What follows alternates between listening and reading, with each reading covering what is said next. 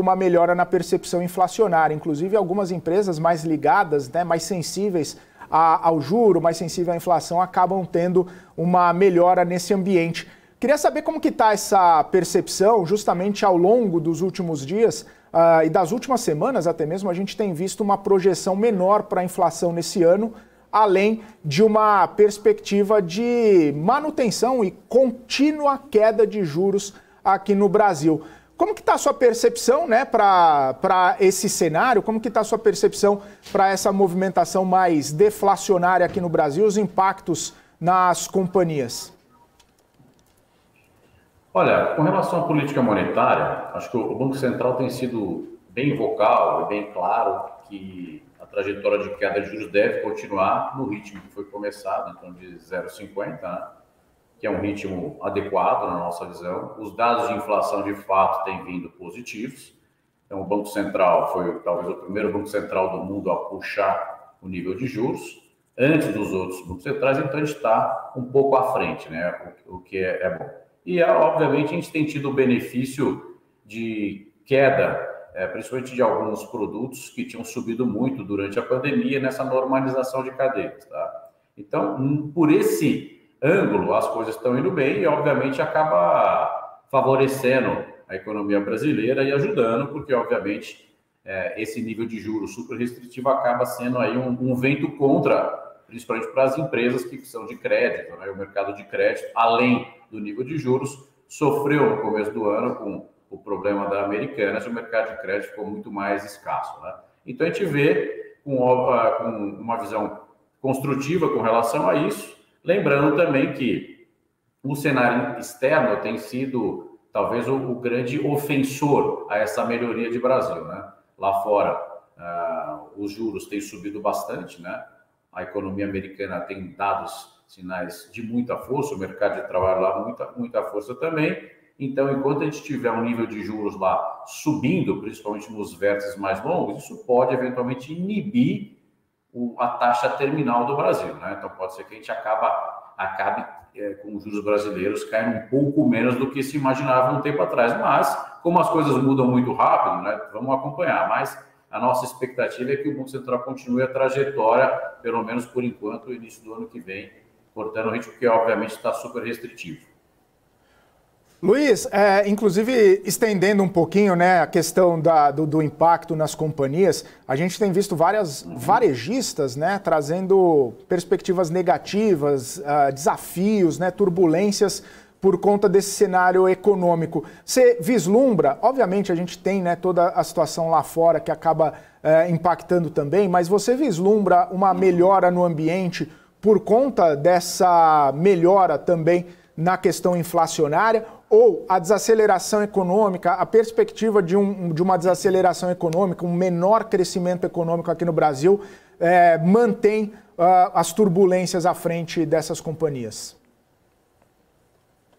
O setor de varejo, de fato, está num momento super delicado, né?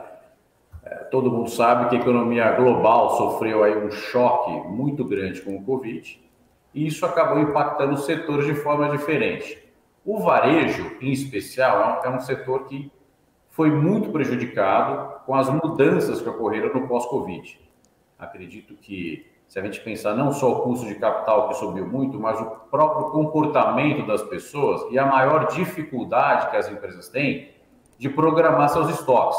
Então, a gente já está vendo aí há 1 ano e meio diversos subsegmentos do varejo sofrerem um após o outro com relação à gestão de estoque, que obviamente é um detrator enorme para o resultado das empresas. Então, se a gente pensar em varejo eletrônico, por exemplo, as empresas que tiveram um boom naquele período de pandemia começaram a ter muita dificuldade de estimar corretamente o nível de estoque, começaram a ter perdas gigantescas com seus estoques, no momento que o custo de capital estava subindo. Mais recente, se a gente pensar essa grande oscilação de demanda que a gente está vendo no varejo de vestuário, também acaba sendo um complicômetro a mais, vamos dizer assim. Porque é muito difícil você estimar por uma coleção e, obviamente, quando a gente fala em varejo de vestuário, isso tem um prazo de validade curto, né? Então, essa gestão de estoque tem sido um problema enorme. Então, a gestão de estoque um balanço mais alavancado, consequência dos anos aí do Covid, inflação mais alta e um consumidor um pouco mais sem renda, vamos dizer assim, deixa a perspectiva do setor muito complicada, né? A gente viu que também depois aí do episódio de Americanas, surgiram outras companhias em diversos outros setores que tinham operações similares, né? Não obviamente na magnitude, que deixou todo mundo mais ressabiado. Então, a gente hoje tem praticamente quase nada à disposição ao varejo, por julgar que tem outras alternativas mais interessantes. E tem uma pequena posição num varejo de nicho, que é um outro problema que eu acho que tem atacado o setor, é o ambiente competitivo. A gente vê aí, principalmente as varejistas de vestuário, tendo uma competição muito forte dos chineses, da Shein, por exemplo, que tem um nível de preço muito baixo, e como a maior parte das varejistas que a gente tem aí na Bolsa não são empresas de marca, né? Elas sofrem demais, porque elas acabam vendendo uma commodity bem feita.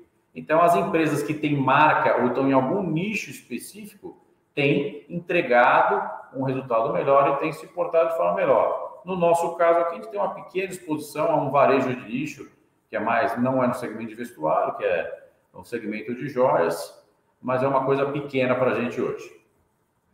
Maravilha. Luiz, claro que a gente está às voltas aí com essa questão inflacionária, a gente fica se perguntando a respeito de algum tipo de impacto, né, nas empresas de energia, principalmente no setor elétrico. Não só, né, por conta dessa movimentação toda de inflação e de alguns repasses possíveis, questões também a respeito da própria seca lá no norte e no nordeste.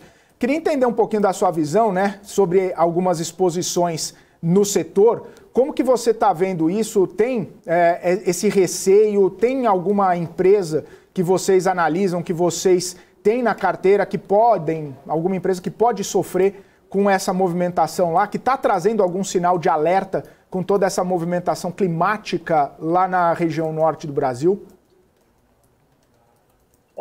O setor elétrico é um setor que a gente gosta bastante quando a gente pensa num país como o Brasil, que tem essa volatilidade macroeconômica muito grande, por ser um setor muito mais previsível, né?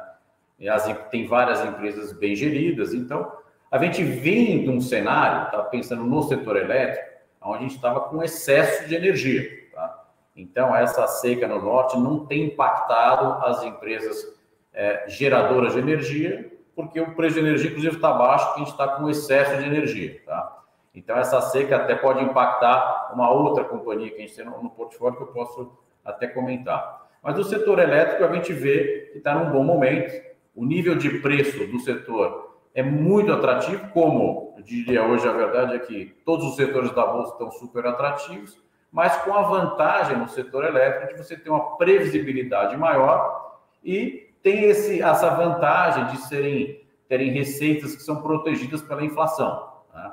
Então, a gente deixa aí um risco-retorno bastante interessante. A gente tem exposição relevante no setor e acredito que um outro ponto positivo no setor está ligado ao movimento de privatizações que a gente tem visto recente no setor, principalmente dos governos estaduais. A gente teve, obviamente, a privatização de Eletrobras no governo anterior, mas a gente teve a privatização da Copel, que obviamente cria uma oportunidade super interessante na nossa visão, de um ativo bom, bem gerido, com um belo time e com um caminho muito claro de corte de custos. E tem, obviamente, aqui no estado de São Paulo, a privatização do Sabesp, né, que é uma história, na nossa visão, super interessante, porque mesmo sem o evento de privatização, a gente vê aí a empresa entregando muito resultado com essa nova gestão, tá? E voltando à tua questão do norte, assim, a gente vê assim,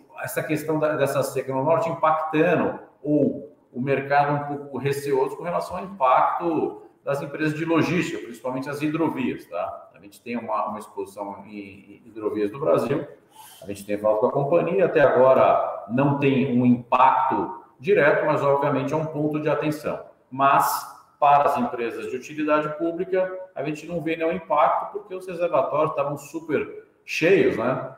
pelo Brasil, e a gente tem, obviamente, o Brasil aumentou bastante também a parte de geração de outras fontes de energia, como eólica, solar, então, nesse ponto, a gente não vê um problema para as empresas que a gente tem investimento e para as empresas listadas em bolsa.